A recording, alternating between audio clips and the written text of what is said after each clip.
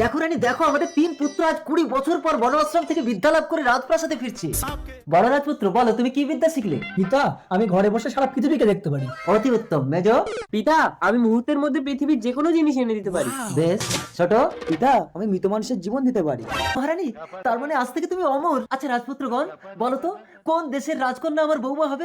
পিতা, আমি দেখতে পাচ্ছি অচিনপুরের রাজকন্যা, কিন্তু পিতা রাজকন্যা তো মারা গেছে, সবাই তাকে শ্মশানে নিয়ে যাচ্ছে। মেজদা, এই মুহূর্তের মধ্যে রাজকন্যাকে এনে দাও, ওকে সবাই পুড়িয়ে দিলে তাহলে আর বাঁচাতে পারবো না।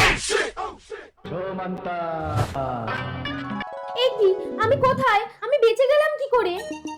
রাজকুমারী, আমি তোমাকে জীবন দিয়েছি, তুমি আমাকে বিয়ে করো। ছোট, আমি যদি রাজকুমারীকে মুহূর্তের মধ্যে না আনতাম তাহলে তুমি রাজকুমারীকে বাঁচাতে পারতে।